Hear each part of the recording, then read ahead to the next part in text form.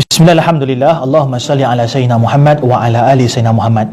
Ini adalah mesej kecemasan daripada bumi Gaza, Palestin kepada semua yang memahami tutur kata saya, baik anda berada di Malaysia, Brunei Darussalam, Indonesia ataupun Singapura dan seluruh orang-orang di dunia ini.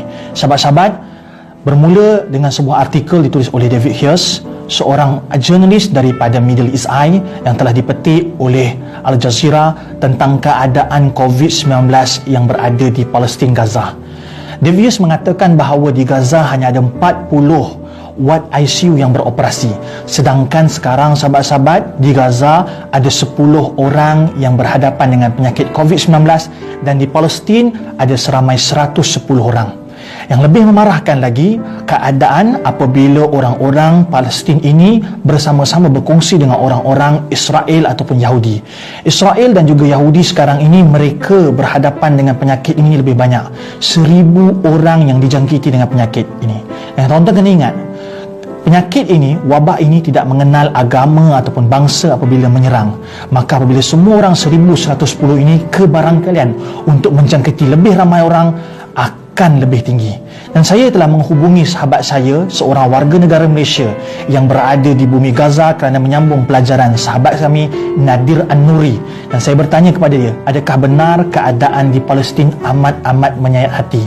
Dan ini 5 perkara yang perlu kita faham keadaan COVID-19 di bumi Palestin. Yang pertama, kekurangan perubatan dan pakar kesihatan. Ini tidak dapat dinafikan. Seperti mana laporan menyatakan tadi bahawa ada 40 ward ICU. Dan 40 ward ICU ini, sahabat-sahabat, bukan digunakan hanya untuk orang yang terkena wabak COVID-19, tetapi untuk mangsa perang dan juga untuk mereka yang mempunyai penyakit kronik seperti jantung, darah tinggi dan diabetes. Sahabat-sahabat, kos perubatan yang sangat tinggi dan kekurangan peralatan. Bayangkan negara Malaysia yang mempunyai ekonomi yang kuat dan juga mempunyai peralatan kesihatan yang ampuh juga tidak dapat menampung kesihatan rakyat Malaysia. Bayangkan mereka di sana dengan kerajaan yang lemah, dengan banyaknya musuh, mereka sangat-sangat kritikal dan memerlukan bantuan kita. Maka kita harapkan ada bantuan daripada PBB, ada bantuan daripada kerajaan kita, ada bantuan daripada kita semua untuk mereka dapat bantuan 5 perkara ini. Yang pertama, berkaitan dengan peralatan kesihatan. Yang kedua, Nadir An-Nuri beritahu pada kami bukan sahaja isu perubatan dan kesihatan, tetapi impak daripada COVID-19, isu kebuluran. Seperti mana kita tahu, kita yang sedang duduk dalam PKP, duduk dalam kuarantin ni pun, kita rasa azabnya apabila tak boleh makan makanan yang enak dan sedap. Sedangkan mereka tidak bercerita tentang makanan yang lazat, tapi mereka bercerita bagaimana untuk survival, bagaimana untuk mereka cukup makan untuk hari esok. Dan ada 2,000 orang yang sekarang sedang diisolasi, sedang dikuarantinkan oleh Kementerian Kesihatan Palestin sebab mereka ini kemungkinan adalah pembawa COVID-19. Dan daripada 2,000 orang ini, mereka ada 2,000 keluarga. Dan 2,000 keluarga tidak mendapat makan kerana ketua keluarga mereka berada dalam isolasi. Bayangkan, sebelum daripada COVID-19 sudah ada kebuluran, apatah lagi sekarang lebih banyak kebuluran. Maka sahabat-sahabat, saya minta kita tolong jaga makanan kita, jangan membazir. Jangan beli makanan sehingga kita terpaksa terbuang. Saya melihat banyak roti-roti yang kita buang. Kerana apa? Kerana kita tidak menjaga makan dan minum kita dalam keadaan musim PKP ini.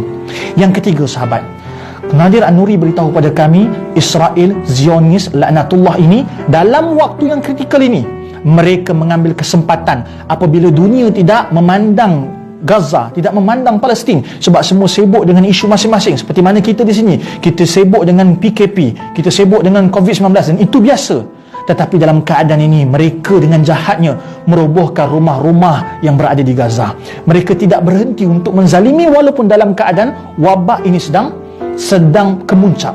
Jadi sahabat-sahabat, saya minta untuk kita semua ambil langkah. Apakah langkah yang kita nak? Yang keempat, tolong share video ini, tularkan video ini, viralkan video ini supaya semua orang mendapat mesej ini. Supaya apabila semua orang dapat mesej ini, kita dapat bersolidariti untuk saudara kita yang berada dalam kesusahan. Kesusahan kerana perubatan, kesusahan kerana kebuluran, dan kesusahan kerana dizalimi oleh orang-orang yang membenci mereka, yakni Zionis. Maka viralkan cerita ini, viralkan video ini kepada semua orang agar mereka mengetahui cerita ini. Apabila setelah viral, mari kita bersolidariti dengan mendoakan mereka. Jangan lupa doakan negara kita, jangan lupa doakan Nusantara ini, Malaysia, Indonesia dan semua orang agar selamat pada wabak. Tapi jangan lupakan doakan saudara se-Islam kita yang jauh di sana, yakni Palestin. Yang kelima sahabat, saya telah berhubung dengan Nadir An-Nuri untuk kita mengumpulkan bantuan. Alhamdulillah, kerajaan Malaysia membantu kita dengan banyak macam bantuan, daripada segi bantuan prihatin nasional dan juga kita dibantu oleh NGO. Banyak makanan yang sampai kepada kita. Alhamdulillah, ini suatu yang sangat baik untuk negara kita. Maka tugas kita untuk membantu mereka. Tolong sahabat-sahabat bersedekah ke dalam akaun pertubuhan yang telah kami daftarkan di ROS ini, Pertubuhan Alumni Al-Azhar. Mereka ini anak-anak Malaysia kita yang telah buat satu pertubuhan yang untuk meminjamkan akaun ini, mengumpulkan sumbangan untuk Palestin. Dan jika genap RM100,000, kita akan transfer duit ini ke akaun sahabat kita Nadir An-Nuri. Semoga duit ini boleh digunakan untuk perubatan, digunakan untuk kebuluran dan digunakan untuk mangsa-mangsa perang. Sahabat-sahabat, kita tak minta banyak. Jika ada RM10, RM10. Jika ada 100, silakan 100. Dan moga-moga apabila kita bersedekah, rezeki datang kepada kita. Kena ingat, rezeki itu bukan sahaja duit, tetapi kesihatan tubuh badan itu rezeki. Nabi SAW telah bersabda dan berpesan kepada kita, la yu'minu ahadukum, tidak sempurna iman seseorang mukmin apabila dia mencintai saudaranya mukmin yang lain seperti mana mencintai dirinya. Maka inilah waktu di mana untuk kita tunjukkan bahawa kita ini sempurna iman. Maka bersedekah niat kepada saudara kita yang berada di Palestin dan moga-moga mereka selamat. Sahabat-sahabat, seperti mana pesan para ulama bahawa orang yang bersedekah mendapat pahala, mendapat kemuliaan, mendapat syurga. Dan yang kita hari ini mengharapkan dijauhkan daripada wabak, bencana dan penyakit atas berkat sedekah. Sedekahlah sahabat-sahabat, apa jua jumlahnya kami terima. Jika ada dermawan di luar sana yang mahu menerima RM100,000, tafadhal sahabat. Dan kalau mampu kita bagi lebih, kita bagi lebih. InsyaAllah kami mengharapkan video ini sampai ke setiap hati rakyat Malaysia tanpa kira agama dan bangsa. InsyaAllah.